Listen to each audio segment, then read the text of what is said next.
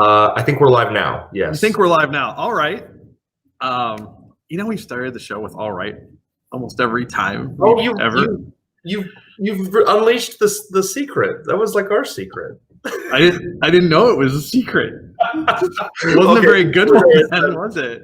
We when we did the 12 of the shows, 15 of the shows, we went back and looked at some, and we're like, we say "all right" every time, so that just became the thing. It became a thing, but we didn't do the do right now. So you're tuned into Ops/Friday, the Ignite Obscure Topics edition, because everyone saw all the stuff from Teams or wherever it is, and we're going to carve into a little bit of back channel, maybe some front channel stuff, or maybe deeper into one of it. I'm taking on. I got a couple of security things. It's me. I can't help myself. Search and Exchange Online. Lovely. What do you got? Oh my gosh, a lot of Power BI stuff, some Teams stuff. Man, there's been a lot of love for UI flows. That thing is we've been really just investing big time. So right. So a little more of the back shot. I'm gonna make an assumption for the show that you might have seen the announcements around Teams in the breakouts. So there's lots of teams, but everyone seems to be focusing on that. So I thought we would go elsewhere. Okay.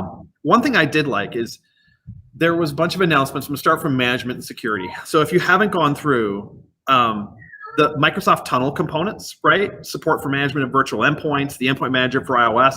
So go check out the Microsoft Tunnel announcement. I'm not going to spend a lot of time on top of it, but there was all this extra support in the Azure AD team, whatever it is, for all sorts of header-based authentication and all these different things. And you were like, I didn't know we didn't do those things before. Right.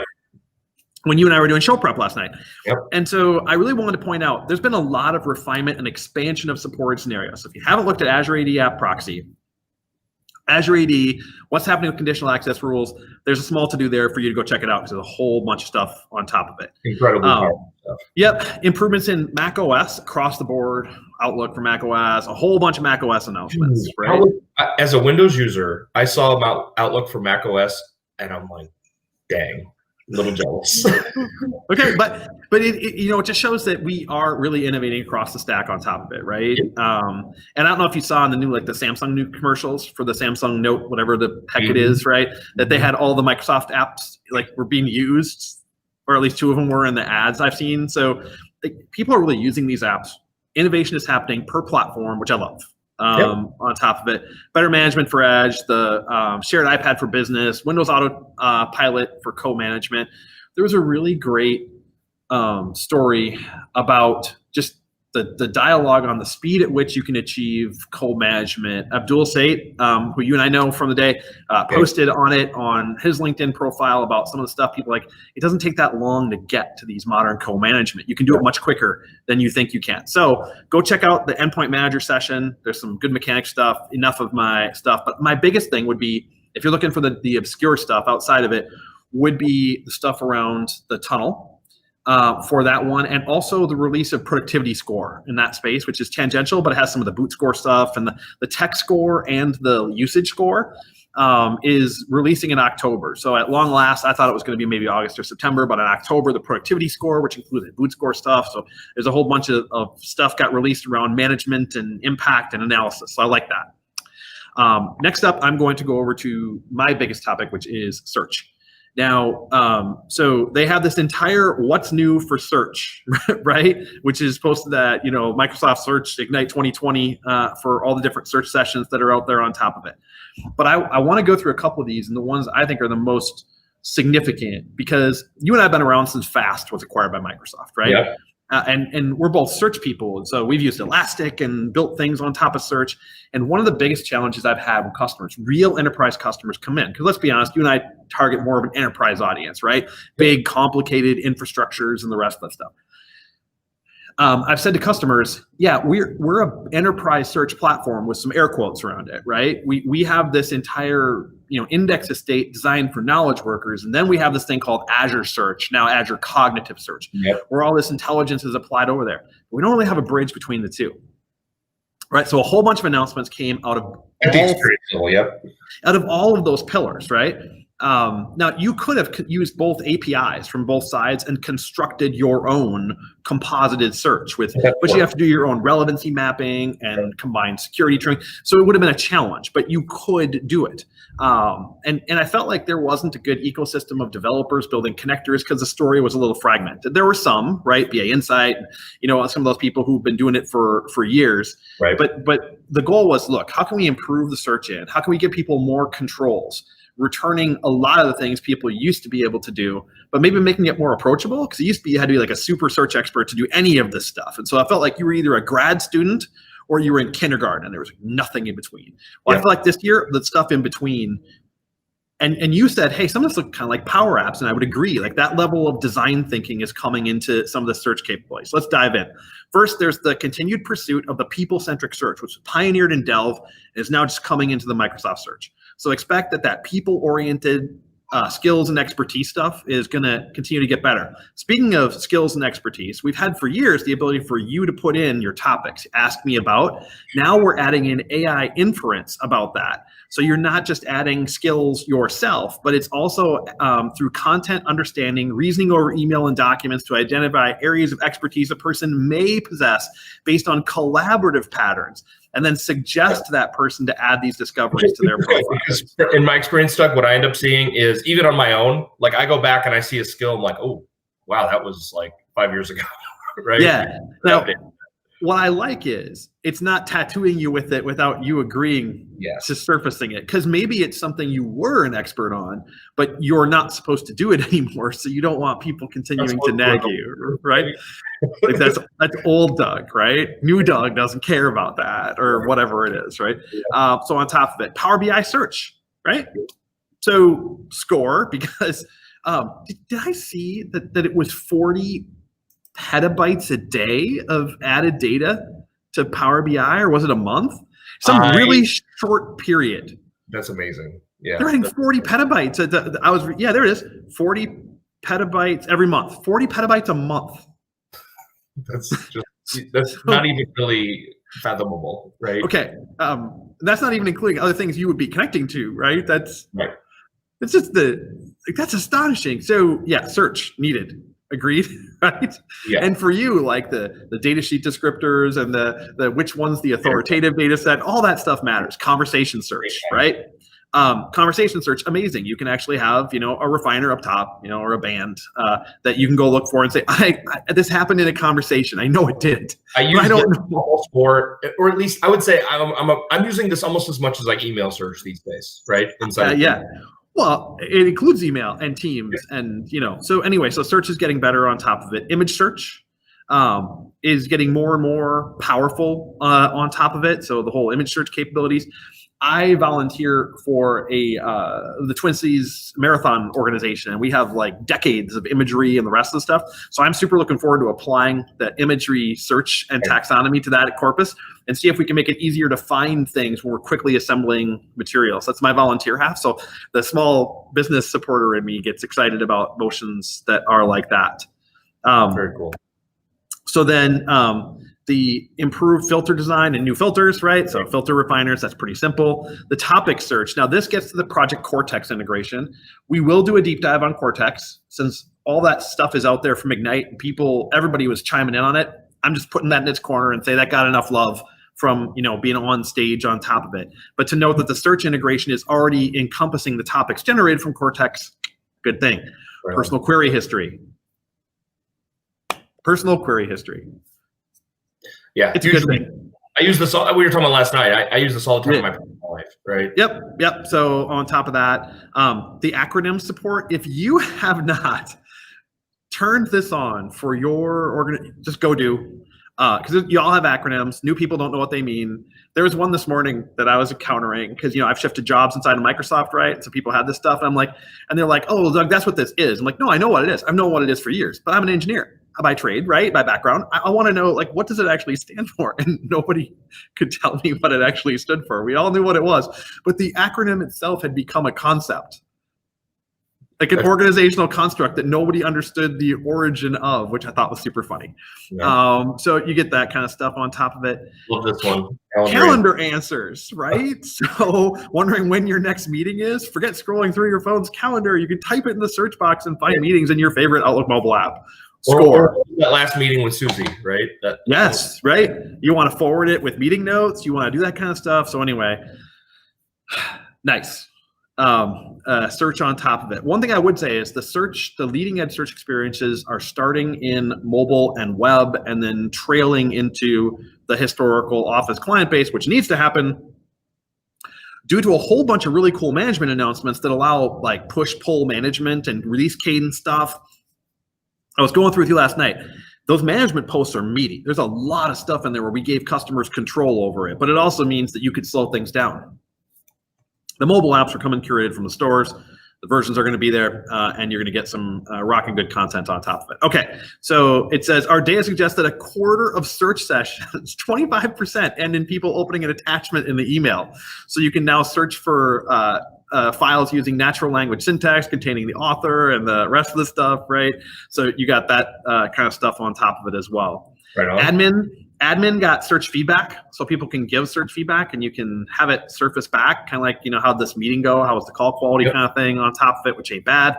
Some decent analytics. I would say that this is a nice, in my opinion, which is kind of what we get to do on this thing, right? This is a really nice initial investment, and I'm looking forward to more expansion or raw access to this data. Yep. So I assume by that right now, there's probably not an API or an. I didn't see it. I tried to, I only did that, there's so much. I only had like 2 minutes to go searching. So feel free to correct us if there already is, the data set available for it. Yeah, I would imagine that's coming soon. Times. That's generally the pattern. You'll get an initial kind of report. People want the data, here's the data, and then we'll eventually improve this to where hopefully you need the data less and less. The reason the logo looks like it does is because of Mind the Gap. There's a GUI, an API, and a power something to solve all of your problems, right? And so if it's not there, you should be able to construct it. But most products progress through that stuff, right? That we have this, here, then there'll be an app, and there'll be a native Power BI data set or whatever it is on top of it. Now, here is where I kind of liked where we started to get into the ability to control it. Particularly this one, which is the layout designer to create contents via adaptive card set. So if you're familiar with adaptive card set, this is going to be awesome. This is where we got into that. It kind of feels like Power Apps, which is good. So you can put like the little containers, column set, fact set. So you can do a search layout designer using the adaptive card framework. Muy bueno, which means you can decide this kind of lensing, the view of what your enterprise should see from a search standpoint. Right. I think that's amazing, right? Obviously, context search inside of Microsoft Teams came on, right? So the Microsoft search engine is now being pushed directly into Teams in the search bar. I think that's important because I don't think Teams search ever really performed the way I expected to when it was stovepipe. Yep. When I see a search bar, I have high expectations, right? And I think this brings those back around from an alignment. So now if they can get the calendar to show categories and some of those other things that are super important to me, that would be awesome, right? So I'm always wanting more from those group. And then I talked about the Outlook search on top of it. I do think it's important to know that they're going to integrate it into the Windows search button as well. So you'll have that same, that's really, I think, important because to have to fire open an app, to have to fire into there and have differentiated search experiences all throughout the tools you use stinks. Well, so, I've already, because that's going to be for me just a little muscle memory change. And but a Windows key S away from all your enterprise content and search is going to be hugely beneficial. And I can't wait for that. Yeah, including like trying to find a Power BI, report or whatever else it is on top of it. So there's all sorts of stuff of embedding search inside of Office, search inside of Word and the Office applications on top of it, the mobile Office application. Now, here's a couple more things on top of it. Not only is it, but it's increasingly distributed from on-premises to cloud. So now they have Microsoft Graph connectors for search, GAing this later this year. Now search partners can get legit about this. And the initial partner list is Box, Adobe, Cognizant, GoOne, Lumaps, Accenture, Radeon, Cognizant, so important, It's there twice. And the aforementioned BA Insight, which has been around forever, right?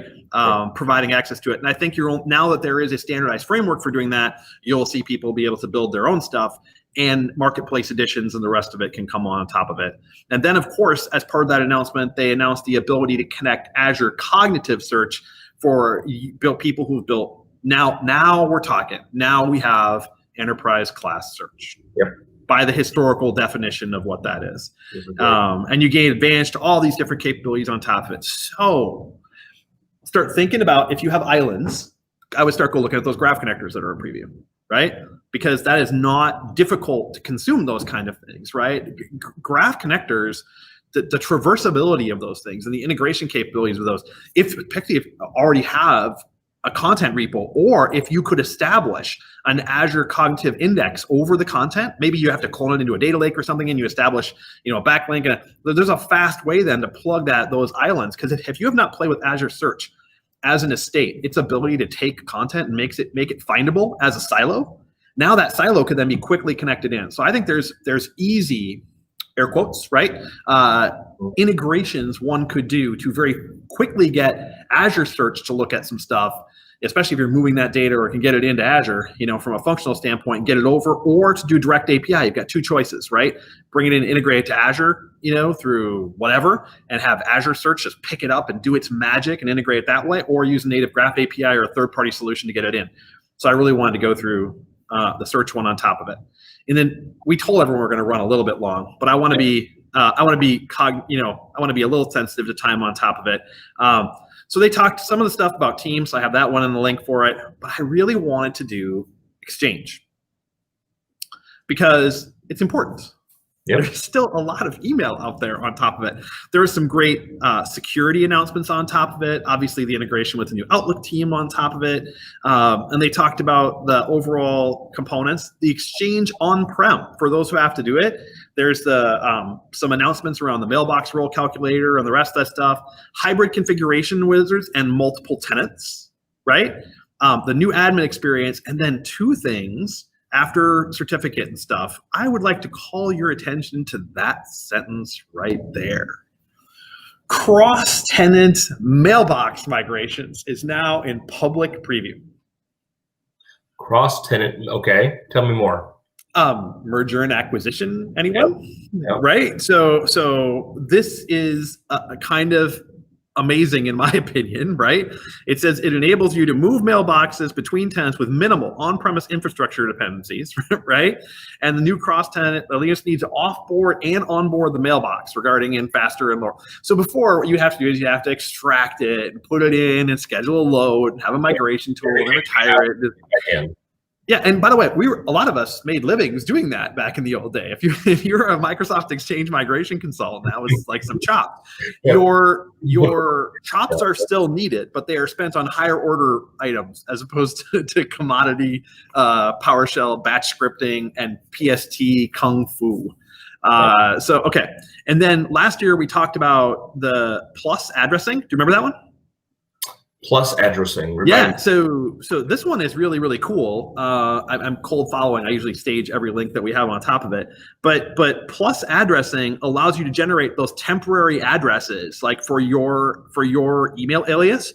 So you can give it to like a newsletter or something else, and then have your own phantom on top of it. So there's the discussion inside of the transport post about that.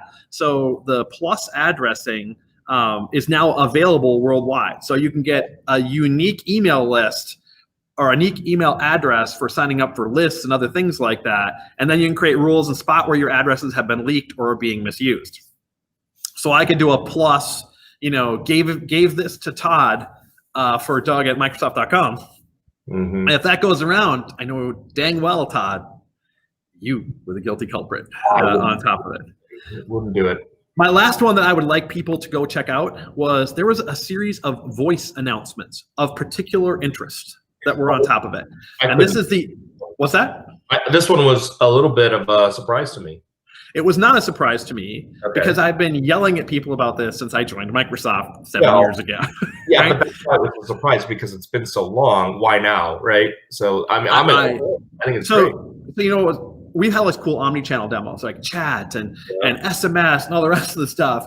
Oh, but by the way, voices, just do whatever you want with that. Well, like 80% or 80, I think it is 80% of interactions for customer service involve voice. Yep. We've only managed to achieve 20% self-service deflection. Okay. Now, don't get me wrong, 20% is a lot, and we would like to move that north. How you can move that north is by having more comprehensive, integrated, and more intelligence across the platform. So the Azure Communication Services is now fully integrated into Dynamics 365 for these amazing new the UI and customer service and the Power Automate workflows that drive those omni-channel interactions. You can now just convert them into IVRs. So that same exact workflow that you wrote as a chatbot is also an IVR. Yep. And you get the ability to do like cognitive sentiment analysis is built in. Now, this is not an out-of-the-box entitlement you own. I mean, it is part of the D365. So depending on what your entitlement over there is, you might own it. But it is an integration between M365 and D365.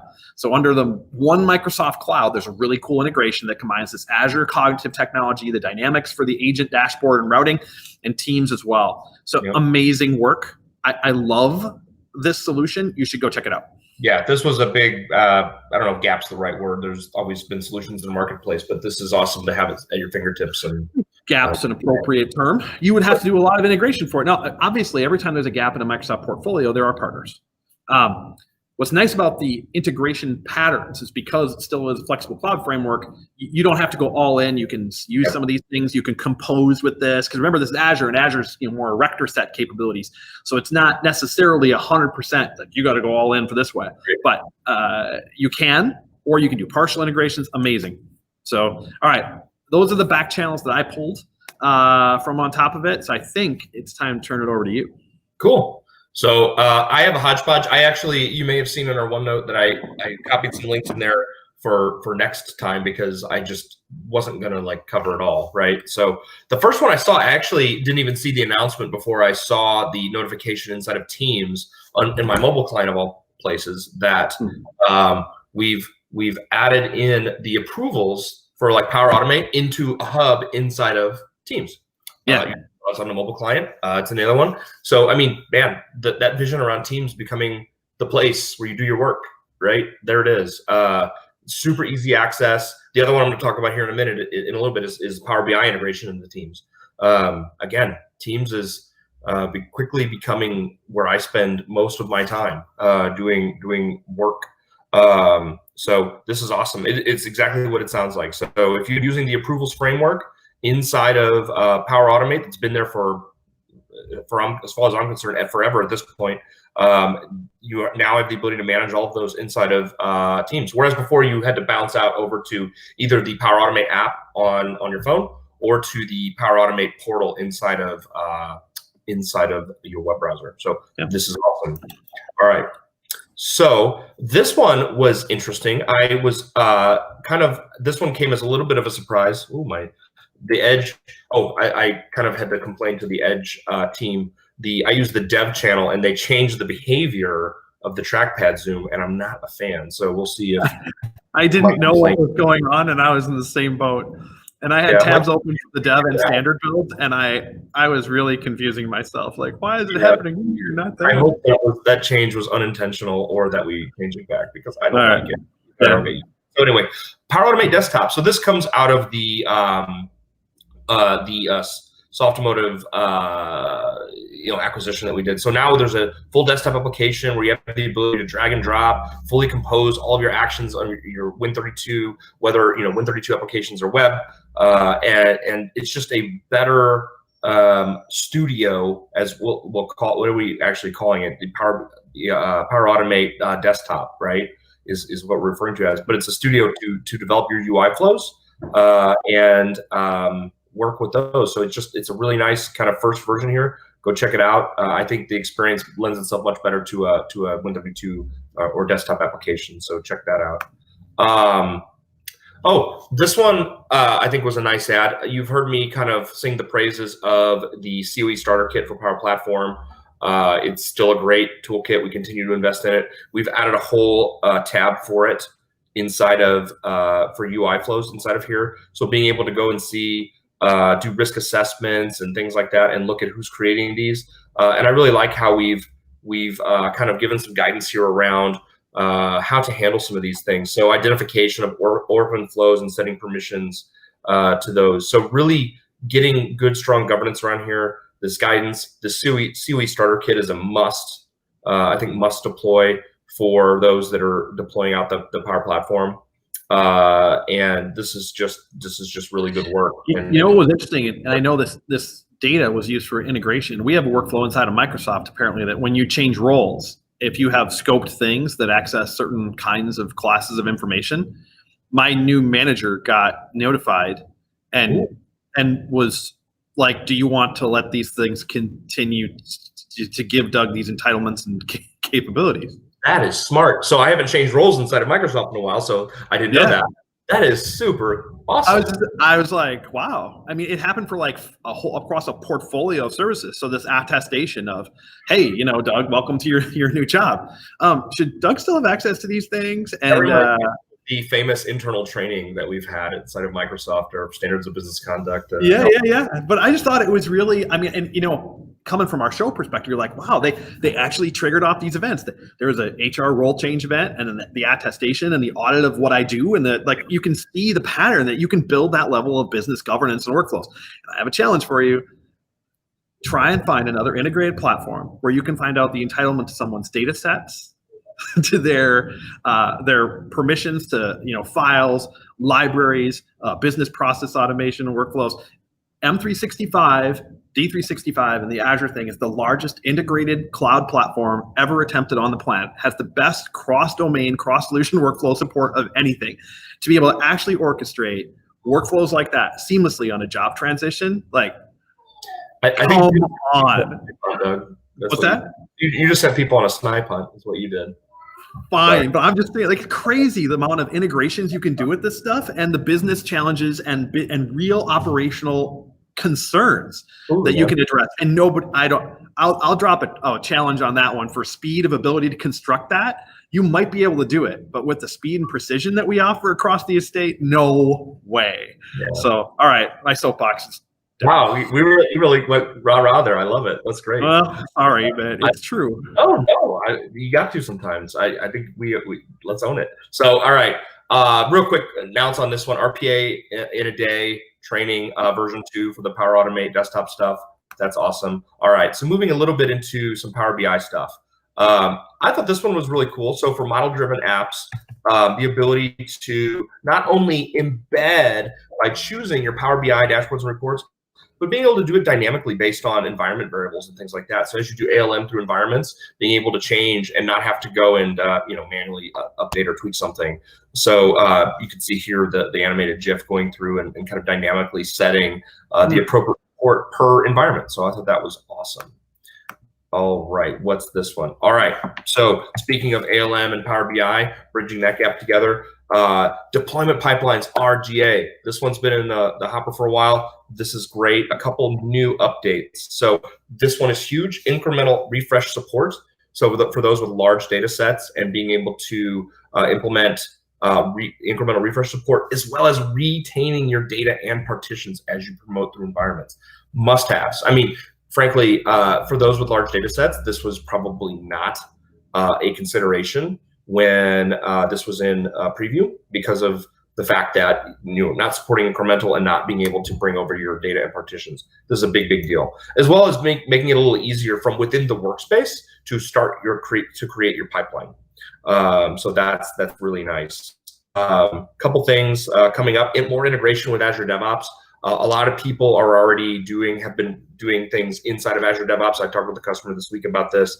There are there's some guidance out there and some actions, but I think expect to see some more kind of first-class support, as well as another gap that has been there, which is pagination reports and data flows.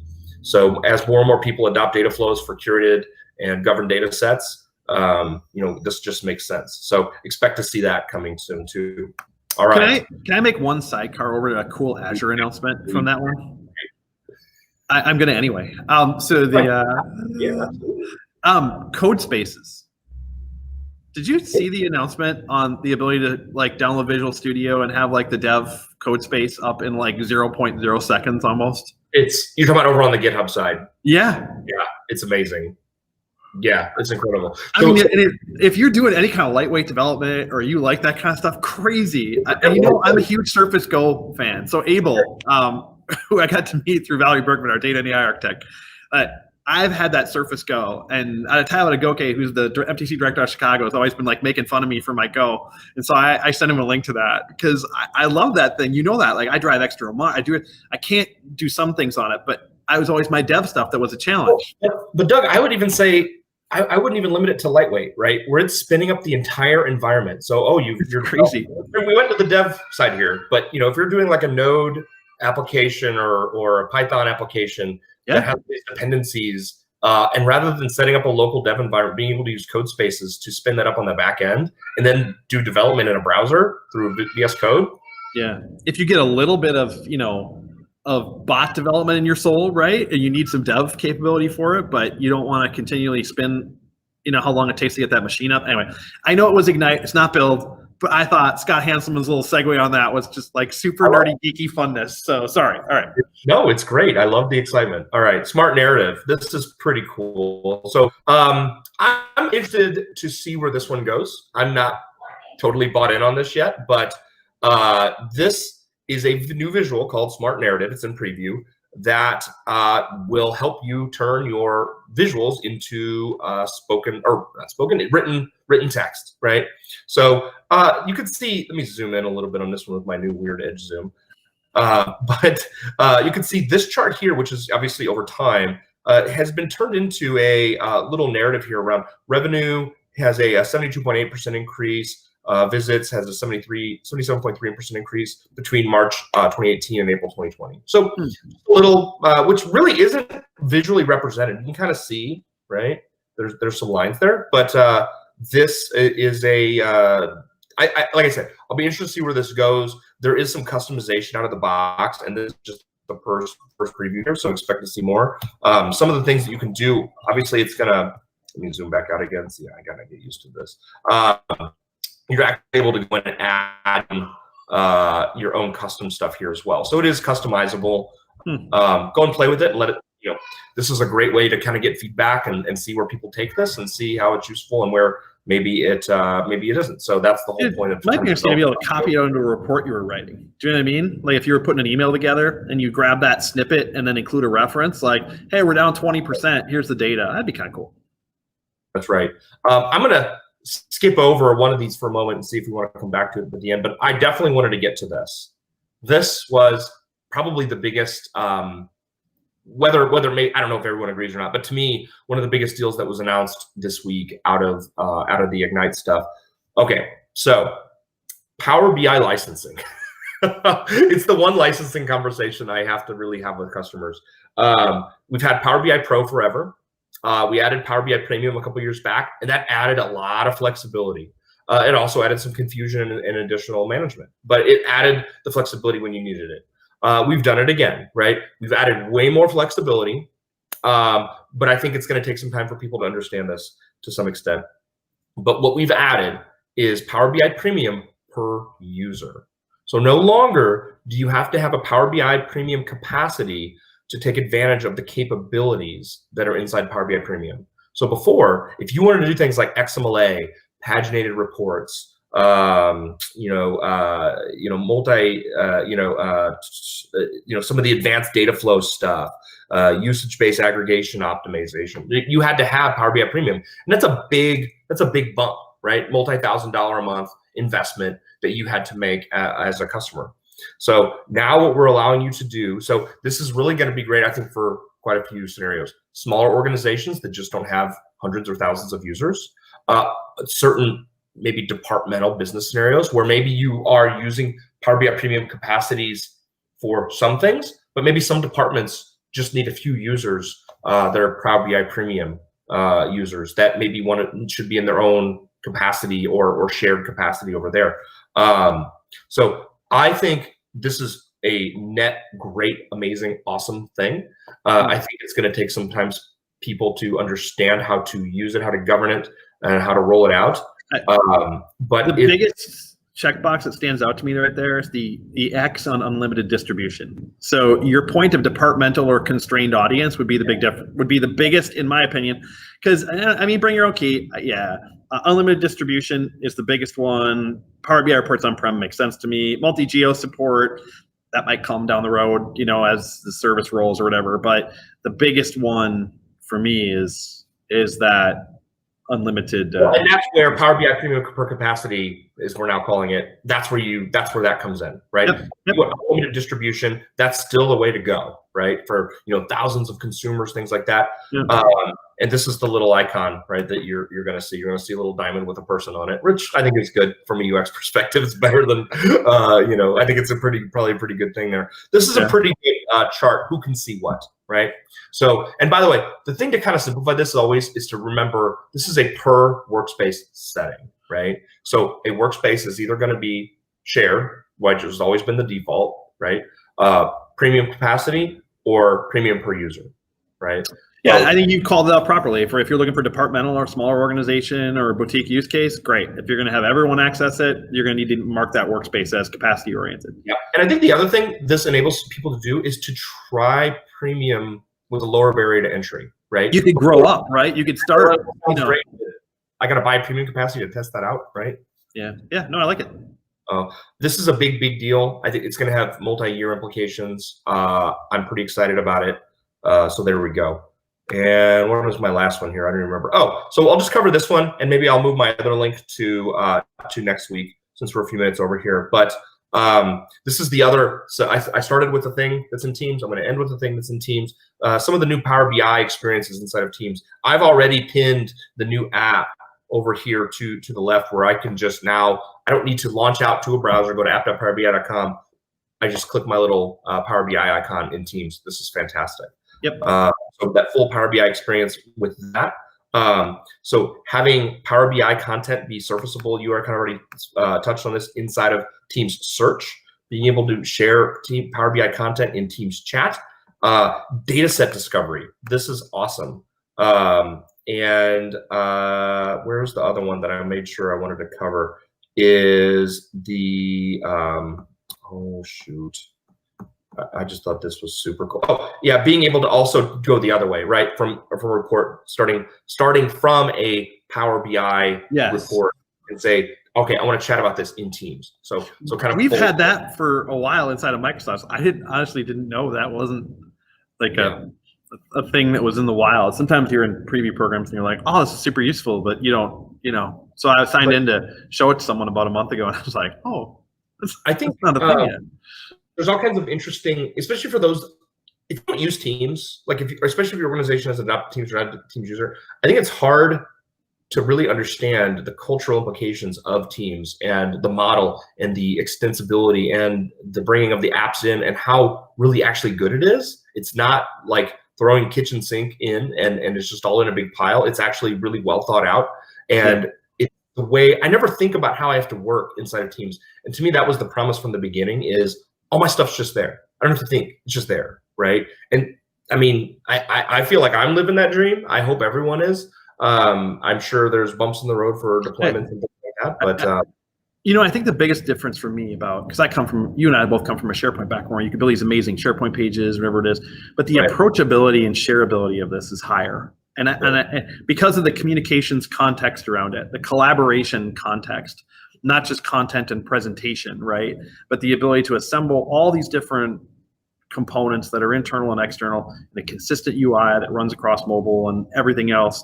And don't get me wrong, you still need like intranet landing zones and hub sites. And like, there's a time for an intranet. There's a time for a landing zone. There's time for that information to be embedded contextually, and Teams provides that framework. I honestly feel like my Teams that I use on a daily basis is human-centric, is Todd-centric. That's correct, yeah. So anyway, now that's my soapbox. But cool. So that's all I had. I'll be back with more next week. We'll dive into some I mean, obviously, we could have gone on for hours. We could have gone on for as long as Ignite went on. I do think if I had to say obviously you should go check out some of the Project Cortex announcements and Teams breakouts and Teams sidecar devices and all that stuff. But I think if I had to say, the biggest substantive, impact for where I think, we're headed would be to check out those announcements around search. Yep. And connect that to the work you're doing in Project Cortex to make knowledge and people and information more findable across your enterprise, because you're just the 40 petabytes a month of Power BI data coming in, like the information. I saw a slide on the amount of medical information, it took 50 years in 1950 for medical information to double. Now they said the amount of medical information available, just information around medical topics, is doubling in a matter of weeks, like to months, right?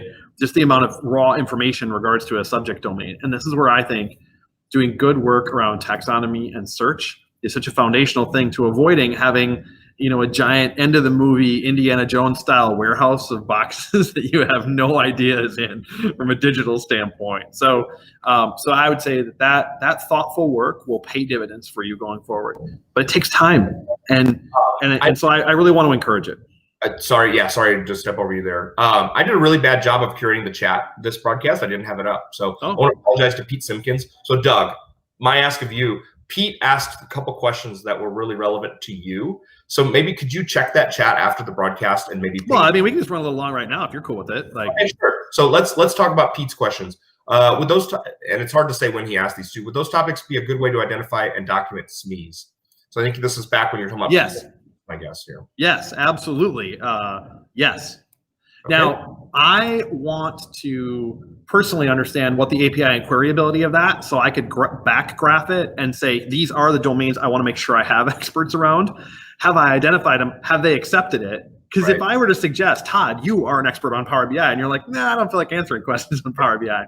It would be interesting to see what the inference was and what our access to that data is to go back and go to you, hey, Todd, we would truly appreciate you leaning in on this particular domain.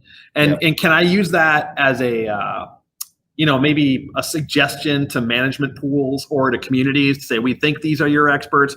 So I'm hopeful that, now again, you gotta be careful about privacy and workers' councils, and some of the things I wanna do have implications around it. But yes, the intent is it is entirely about establishment of subject matter experts related to domain knowledge.